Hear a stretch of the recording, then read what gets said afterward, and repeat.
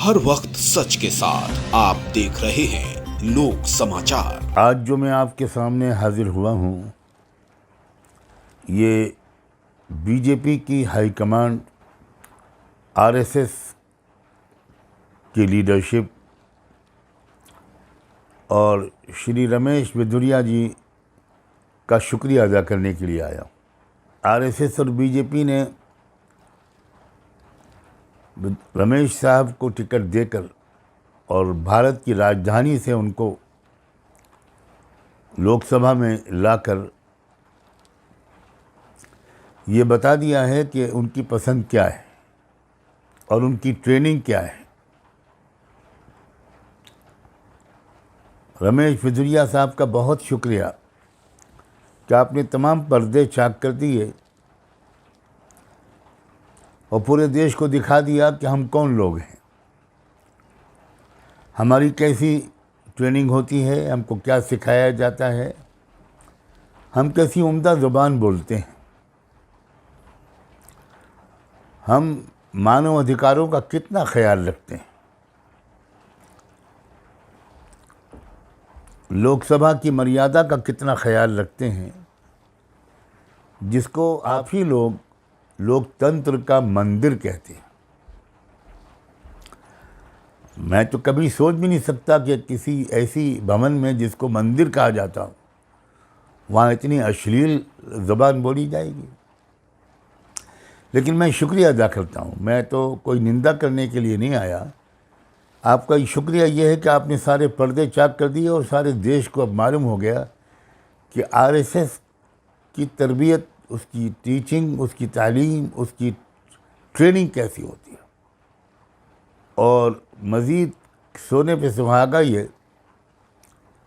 कि बड़े senior members of parliament जो बीजेपी के हैं, वो खिलखिलाकर हंसते हुए नज़र आए, जैसे उनका दिल का अरमान आज पूरा हो रहा है। उन्हें किसी मुसलमान को गाली सुनने में बहुत अच्छा लग रहा है। गली कूचे में, पूरे मुल्क में, जगह जगह तो ये सब होता ही था और इसके आगे हिंसा भी होती थी। अब आपने उसको पार्लियामेंट्री एक लाइसेंस दे दिया कि जब हम यहाँ इस सदन में यहाँ तक जा सकते हैं तो तुमको भी खुला मैसेज ले लेना चाहिए कि तुम पूरे मुल्क में मुसलमानों के खिलाफ कहाँ तक जा सकते हो। दिल्ली से चुने हुए सांसद का यह हाल है। ये भारत की राजधानी के लोग हैं जिन्होंने इनको चुनकर भेजा है। मुझे बहुत उम्मीद है कि वो शायद दोबारा ऐसी गलती अब नहीं करेंगे। पूरे देश के तमाम वोटरों को, पूरे देशवासियों को मैं कहना चाहता हूं कि अब आपके हाथ में फैसला है। अब कोई ढका छुपा नहीं रह गया, अब कोई मसला विचारधाराओं का भी नहीं रह गया। अब आपके हाथ में फैसला है कि क्या आप दोबारा चुनेंगे इस पार्टी को, आप दोबारा चुनेंगे इन लोगों को। मैं अपनी ज़ुबान ख़राब नहीं करना चाहता, वरना वाकई ये कितने लफंगे, कितने गुंडे किस्म के लोग हैं। इनको तो शरीफ आदमी के ड्राइंग रूम में जगह नहीं मिलनी चाहिए और इनको मुल्क के पार्लियामेंट में बिठाया गया है। बना हो राजनाथ सिंह का, वो लखनऊ से इलेक्शन लड़ते हैं तो शायद लखनवी तहजीब का थोड़ा बहुत असर उन पर पड़ा है और कुछ अपने वोटर्स का भी उनको कुछ ख्याल हुआ होगा कि उन्होंने माफ़ी मांग ली। कैसी माफ़ी है? एक आप में एक आदमी के अंदर ये जुर्रत नहीं है बीजेपी के मेंबर के, क्या आप वहीं पर खड़े होकर कहते हैं कि इस शख्स को निकालो पार्टी से भी और लोकसभा से भी? तब आपकी शान बढ़ती, तब पता चलता कि पार्टी में सब लोग इतने गिरे हुए नहीं हैं। मैं यहाँ पर शुक्रिया अदा करना चाहता हूँ अपोजिशन पार्टीज़ के लीडर्स के भी, जिन्होंने साफ लफ्ज़ों में डिमांड की है कि इनको सस्पेंड किया जाए, बल्कि इनको ज़िंदगी भर के लिए इलेक्शन लड़ने पर पाबंदी लगा दी जाए। अखिलेश यादव ने खुलकर ये बात कही है। खुद मायावती, जिनकी पार्टी के हैं दानिश अली, उन्होंने भी अपनी जिम्मेदारी महसूस की और बहुत कुछ कहा। दानिश अली साहब से मैं कहना चाहता हूँ, अगर उन तक मेरी आवाज़ पहुँच जाए कि आप रिज़ाइन मत कीजिए, आप जमकर मुकाबला कीजिए इस आतंकवाद का, इस उग्रवाद का। और मैं चाहता हूं कि जिन लोगों ने आपको पिछले चुनाव में वोट देकर भेजा था, वो आप दुगने वोट देकर आने वाले चुनाव में आपको सदन में भेजें। मैं आपको नहीं जानता, ना आपके बारे में जानता हूं, ना आप मुझे जानते हैं, लेकिन एक इंसान की ऐसी तौहीन,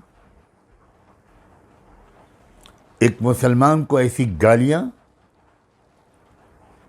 उन मुसलमानों का ज़मीर कहाँ मर गया है जो राष्ट्रीय मुस्लिम मंच का ढोल बजाते फिर रहे हैं और जब बीजेपी की तारीफ़ करते हैं और मुसलमानों को आरएसएस से और बीजेपी से जोड़ने की कोशिश कर रहे हैं। क्या हो गया है आपको? आप ये ऐलान क्यों नहीं करते कि अब हम मुसलमान नहीं हैं? मुसलमान नामों के साथ ऐसी बेगैरती, मुस्लिम पहचान के साथ इस कदर ज़मीर फरोशी। आप मुसलमान हैं तो आपको कुछ तो ख्याल होगा कि मरने के बाद खुदा के सामने खड़ा होना है। मैं तो नहीं मान सकता कि जिसको मालूम हो कि मरने के बाद खुदा के सामने खड़ा होना है, वो बीजेपी और आरएसएस जैसी पार्टियों और जैसे संगठनों का साथ देगा, और वो भी इस शर्मनाक वाक़े के बाद। मुझे लगता है कि ये जो कुछ कहा है इस शख्स ने, ये भारतीय जनता पार्टी और आरएसएस के ताबूत में आखिरी कील साबित होना चाहिए। मैं गुजारिश करता हूँ मुसलमानों से सिर्फ नहीं, सिखों से, क्रिश्चियन से, बुद्धिस्ट लोगों से, एससी एसटी के लोगों से, ये सब अब बाकी चीज़ों को भूल कर बदतरीन सज़ा दें बीजेपी को आने वाले हर चुनाव में। और मुझे इस पर कोई ताज्जुब नहीं हुआ है, इसलिए कि जिन लोगों ने गुरु गोलवालकर को पढ़ा है, जिन्होंने सावरकर को पढ़ा है, वो उन्हें कोई ताज्जुब हो ही नहीं सकता, इसलिए कि उन्होंने यही शिक्षा दी है अपने चेलों को। एक नशा है बहुमत का, जिसकी वजह से बहुत सी बातें जो अब तक वो लोग पेट के अंदर छुपा कर रखते थे और हर मौके पर नहीं कहते थे, अब तो कोई बात छुपाई नहीं जा रही उनसे। बहरहाल मैं फिर एक बार शुक्रिया अदा करता हूँ रमेश साहब कि आपने जो थोड़ी बहुत कपड़े की दो एक चिटें बदन पर लपेटे रहते थे आप लोग, वो भी नोच के फेंक दिए हैं, और आपने अपना नेकेड कैरेक्टर अपनी पार्टी का और अपने पेरेंट ऑर्गेनाइजेशन का देश के सामने खोल कर रख दिया है। अब देश के हाथ में फैसला है, अगर ज़रा भी ज़मीर बाकी है, अगर ज़रा भी हमारे देश के अंदर इंसानियत बाकी है, इन लोगों को कड़ी से कड़ी सज़ा दी जानी चाहिए। ख़ास तौर पर मैं अपनी बहनों से कहता हूँ, महिला समाज से कहता हूँ, जिन्होंने भर भर कर बीजेपी को पिछले इलेक्शन में वोट दिया था, अब तो नहीं देंगे वो, मुझे मालूम है अब नहीं देंगे, क्योंकि एक लज्जा होती है, एक शर्म होती है औरत के अंदर, एक डिग्निटी होती है। एक सवाल का जवाब दे दिया रमेश साहब आपने लोगों की समझ में नहीं आ रहा था कि विशेष सत्र क्यों बुलाया गया। आपने बता दिया कि विशेष सत्र गालियां देने के लिए बुलाया गया था, इसी काम के लिए बुलाया गया था।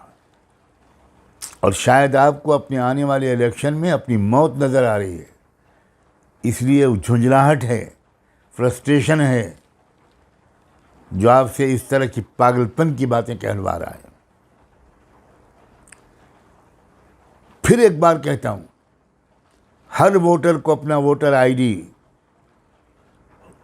बिल्कुल दुरुस्त कर लेना चाहिए, चेक कर लेना चाहिए, कोई कमी ना रह जाए, कोई स्पेलिंग का फ़र्क ना रह जाए जिसकी वजह से बहाना मिल जाए।